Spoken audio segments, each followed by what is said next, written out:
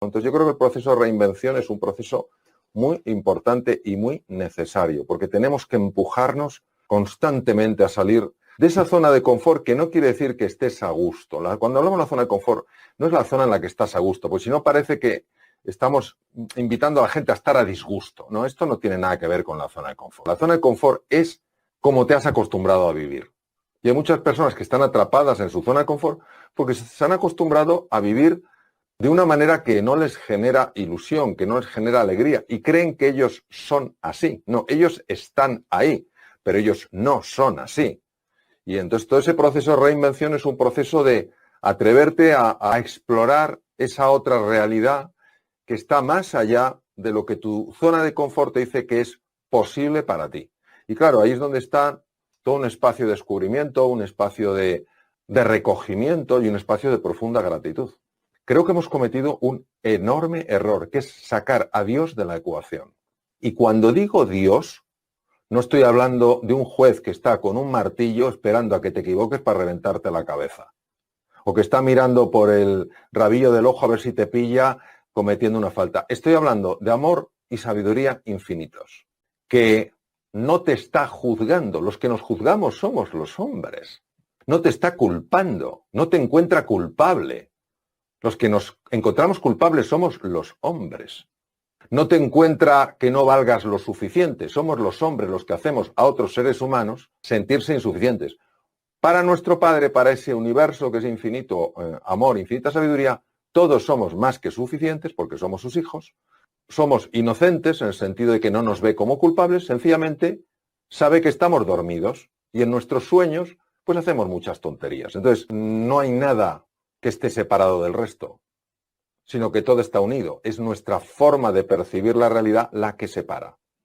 Cerca del 80% de las consultas a médicos generales en el mundo occidental tienen como uno de los factores generadores de enfermedad la disfuncionalidad emocional. O sea, pues esa tensión, ese miedo, esa preocupación, esa angustia, esa sensación de impotencia. Es decir, que nosotros generamos emociones que llegan a enfermarnos. 70% de las personas que trabajan en empresas no se sienten para nada a gusto en sus empresas, que están deseando largarse, pero que no saben cómo hacerlo o a dónde irse. Esto no tiene sentido. No tiene sentido que nos pasemos tantas horas trabajando que llega un momento en que una persona descanse parece que es un poco vaga, que no tiene ganas de hacer más. Hay algo que es importantísimo corregirlo, pero negamos que eso sea parte de la realidad. Es decir, nos fijamos solo en los grandes avances científicos y técnicos, pero es que hemos eliminado en gran medida el factor humano, nos hemos deshumanizado. ¿Y qué ocurre? Pues que sí, que los ansiolíticos y antidepresivos en su momento tendrán su utilidad, pero tenemos que encontrar formas mucho más necesarias. O sea, estoy absolutamente convencido que si nuestra sociedad se humanizara, es decir, si nos tratáramos todos con mayor respeto, nos valoráramos más, nos apoyáramos más, nos sintiéramos menos solos, vamos, el consumo de ansiolíticos y antidepresivos cae en picado. Entonces, ¿qué pasa? Pues que yo creo que todos hemos de aprender las lecciones y no cometer otra vez los mismos errores. Entonces, yo creo que en momentos de crisis necesitamos un nivel de conversación mucho más profunda, mucho más que vaya a la raíz, que nos ayude a replantearnos cosas, que nos ayude a reencontrarnos con la ilusión, con la serenidad y con la confianza, que nos ayude a no sentirnos tan solos en un mundo tan incierto, que nos ayude a creer en nosotros, en nuestras posibilidades, que nos ayude a establecer lazos de verdadero interés por los demás, no solo por lo que nos pasa a nosotros. Los demás también lo pasan mal. Para mí no es una utopía, para mí es la posibilidad de vivir en un mundo infinitamente mejor. Vamos a ver, el hemisferio izquierdo es un hemisferio absolutamente imprescindible para moverse en el mundo de la materia, el tiempo y el espacio, porque el manejo de instrumentos fundamentalmente depende del hemisferio izquierdo. También del hemisferio izquierdo depende, por supuesto, el lenguaje. Yo no podría estar hablando si tuviera una lesión, sobre todo en ciertas áreas del hemisferio izquierdo, el área de Broca o el área de Wernicke, etc. Entonces, en tercer lugar, el hemisferio izquierdo nos permite a todos compartimentar la realidad, es decir, yo veo el ordenador y me veo a mí, no me veo formando parte del ordenador, a pesar de que esté viendo la imagen en la pantalla del ordenador. Entonces el hemisferio izquierdo es magnífico, ese es su lado luminoso, pero tiene un lado oscuro. El lado oscuro es que es muy prepotente, porque la cultura se ha encargado de decirle que es el hemisferio más importante del mundo mundial. Y entonces esa prepotencia va sumada a la ignorancia de que hay un mundo más allá de lo que él puede comprender. El conocimiento es el saber. La sabiduría es el saber hacer. Yo, por ejemplo, puedo saber muy bien todas las teorías que hay que ligan la capacidad de escucha con formas en las que procesa el cerebro la información o con cambios que tienen lugar a nivel de la fisiología, es decir, a nivel del funcionamiento del cuerpo. Yo puedo saber mucho, pero no sé escuchar. Entonces, claro, el conocimiento pertenece al intelecto y está muy bien. La sabiduría pertenece mucho más al corazón. ¿Qué quiere decir? Que una persona que sabe hacer es una persona que también sabe comprender. Es decir, es como un nivel mayor de profundidad.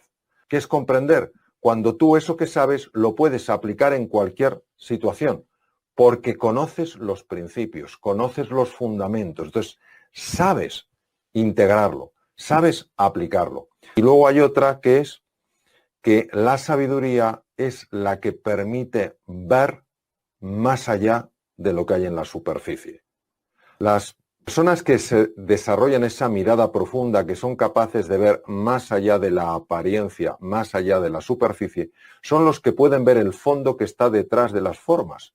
Y para mí eso es una persona con sabiduría. Y si haces caso a aquellos que te dicen que nunca llegarás a hacer o alcanzar nada significativo, dejarás de esforzarte y evitarás que aflore la mejor versión de ti.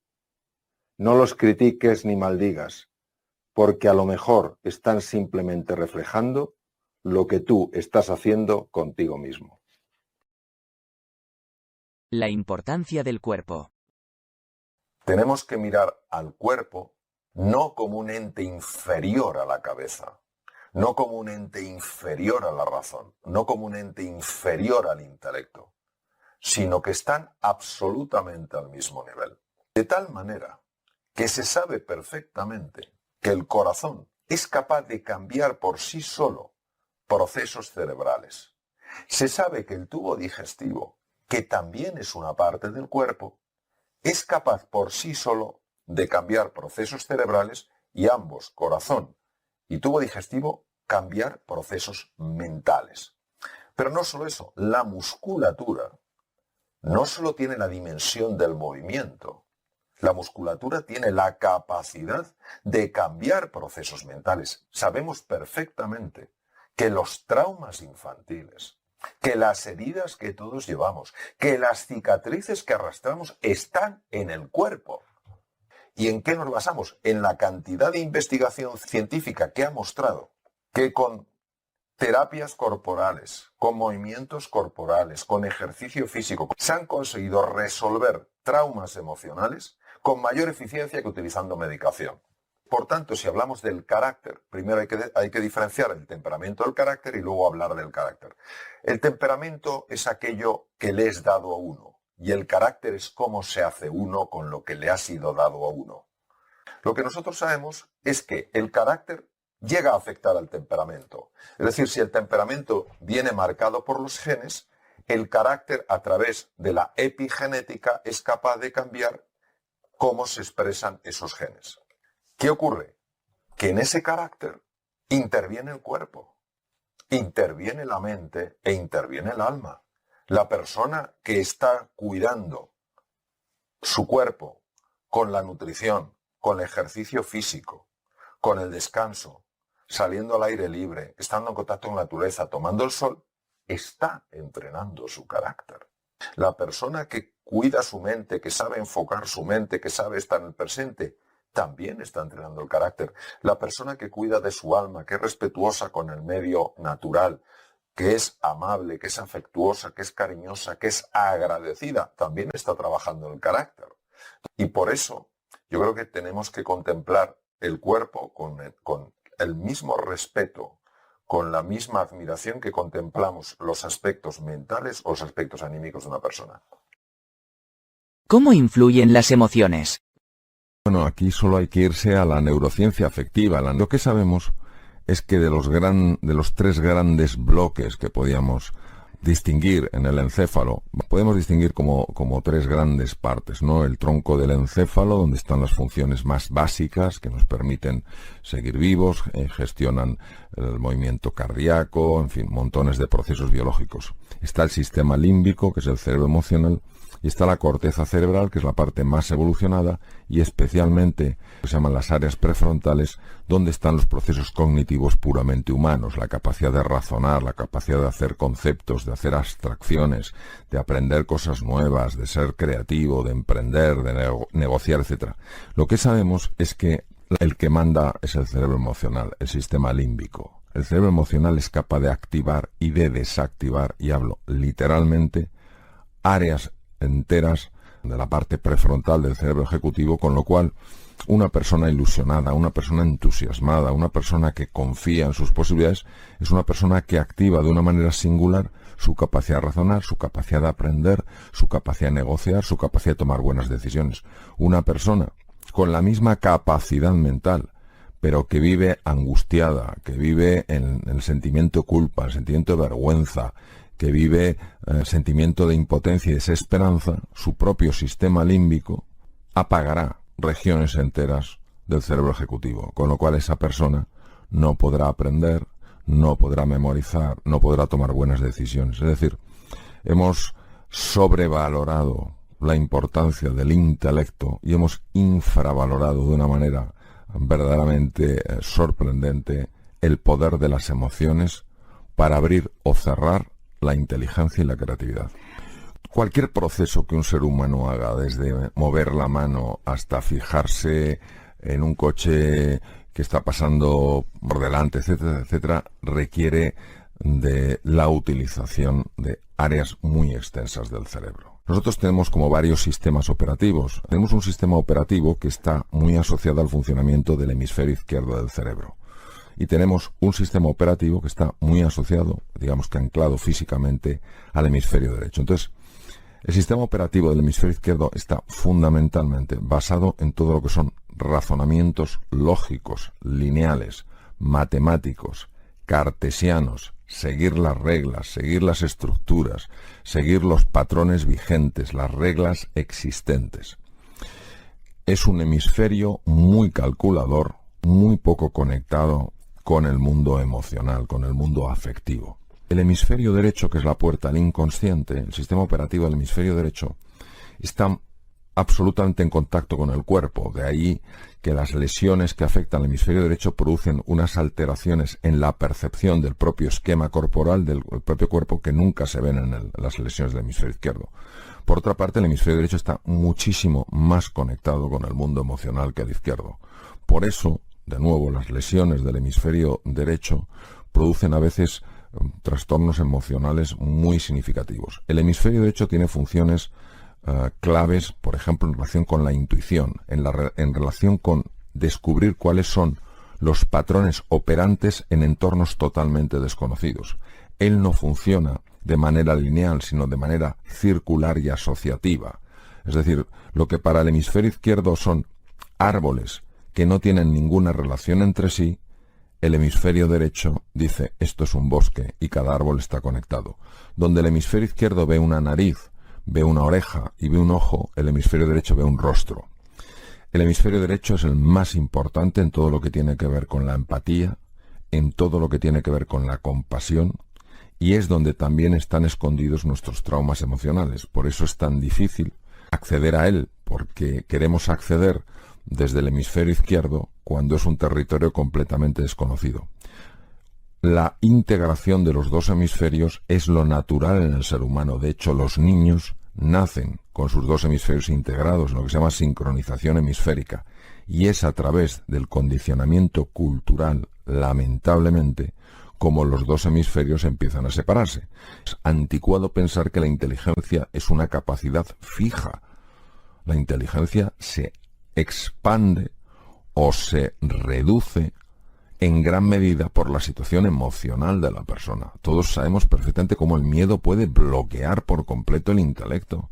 Todos sabemos cómo la ilusión y el entusiasmo pueden abrir el intelecto y encontrar respuestas ante algo que previamente parecía imposible de resolver. Es que lo estamos viendo en el día a día. Es sorprendente que nos sorprenda. Pero estamos tan aferrados al viejo paradigma, a la vieja forma de ver, ¿no? Que lo importante es tu razonamiento, tu lógica, tu intelecto. Y nos olvidamos de algo que es la sabiduría del corazón y que lamentablemente sigue llamándose soft skills, los skills blandos, como si fueran realmente blandos. Y no hay nada más duro en el sentido de mayor impacto. Nosotros partimos de una gran ventaja, que es que los dos hemisferios están deseando integrarse. Es como dos grandes amigos que se hubieran separado, pero que siguen añorándose el uno al otro. Por varias razones. Primero, porque la naturaleza los creó de alguna manera unidos. Y en segundo lugar, porque son conscientes de lo que aporta el otro hemisferio en su vida. ¿Qué se puede hacer? El hemisferio izquierdo, por el entrenamiento que ha tenido, es sumamente arrogante. Considera que lo que ve es lo único que hay. Por eso nosotros juzgamos sin conocer, incluso prejuzgamos sin ni siquiera haber visto a la persona. Por una cosa es juzgar, que ya es inadecuado a una persona cuando la conoces, pero otra cosa es prejuzgarla sin siquiera haberla conocido, por algo que te ha comentado alguien, ¿no? Entonces, el hemisferio izquierdo, no por él, sino por condicionamiento, prejuzga, juzga, no explora. Entonces, la primera cosa que necesitamos para superar esta barrera es la humildad. Es decir, reconocer que sabemos mucho menos de lo que creemos. Entonces, la persona humilde adopta una actitud curiosa e interesada. Este es el primer paso para que el hemisferio izquierdo y el hemisferio derecho se conecten. El segundo paso es empezar a trabajar todo aquello que tiene que ver con la imaginación, con la visualización, con el gusto por las artes en sus distintas dimensiones, la pintura, la escultura, la literatura, en fin, la danza, todo lo que son las artes, porque eso apela directamente al hemisferio derecho. Todo lo que es afectivo, el reconectar con nuestras emociones, el interesarnos por las emociones, por lo que está sintiendo un alumno. Es decir, el convertir el mundo afectivo en un mundo querido, no en un mundo anulado. El tercer elemento es el silencio. Mi experiencia personal con el silencio es espectacular. Es decir, cuando yo consigo silenciar mi mente, no quiere decir que apague los pensamientos, quiere decir que conecto con algo que es más real, en el sentido de más tangible, como puede ser las sensaciones de mi cuerpo. El hemisferio izquierdo deja de intentar controlar tanto lo que sucede, yo me abro a lo que puede pasar, y en ese momento, lo sabemos, porque además ha visto con electroencefalografía, el hemisferio derecho en el silencio encuentra su cauce natural para poder revelar lo que conoce. Que cuando ve ese silencio, empieza a decirnos cosas, empieza a revelarnos cosas que tienen un enorme poder transformador, porque vemos aquello frente a lo que estábamos ciegos. En mi experiencia personal hay dos grandes dimensiones que se abren cuando uno hace el viaje interior. La primera de estas dimensiones es el descubrir aquellas cosas de las que no te sientes orgulloso y que están lastrando tu vida.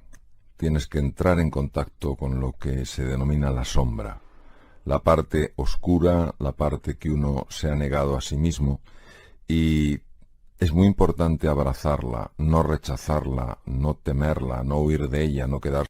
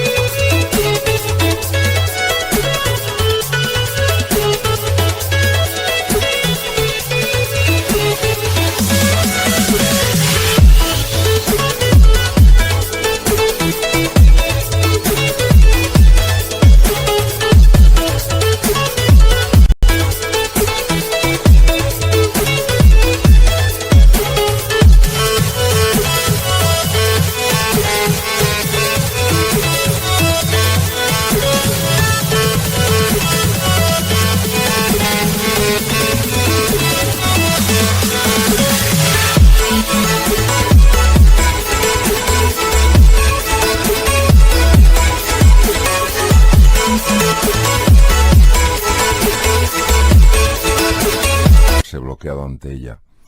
Porque es curioso, esta sombra no es el resultado de la maldad inherente del ser humano, sino del profundo desconocimiento de quiénes somos en realidad.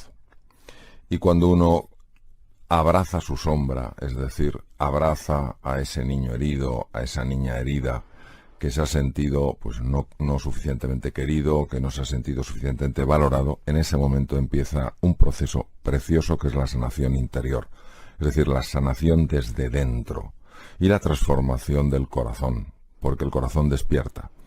La segunda dimensión que nos encontramos y que es verdaderamente asombrosa es una dimensión de recursos y de capacidades que jamás imaginamos que podríamos tener.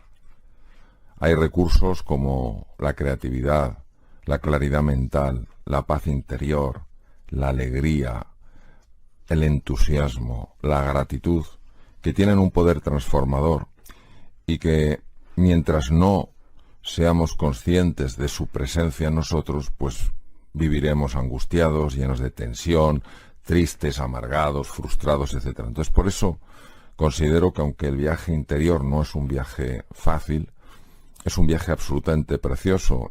El viaje interior es el viaje sin distancia, porque viajas de la cabeza al corazón. Entonces nuestra cabeza, nuestro intelecto suele querer controlarlo todo, dominarlo todo, llega incluso a asfixiar elementos fundamentales de la persona, mientras que el corazón es la sabiduría, es el reconocimiento de nuestra grandeza, es el conocimiento profundo de lo que es verdad, de lo que es realidad. Y ese viaje interior, pues claro, cuesta porque es abandonar nuestra zona de confort, que es nuestra cabeza, nuestro intelecto, entrar en un terreno absolutamente desconocido y dejarse llevar solo por una palabra: confianza. Es descubrir que tú solo puedes ser feliz si te importa la otra persona. Es descubrir que hay algo mucho más importante que las ideas.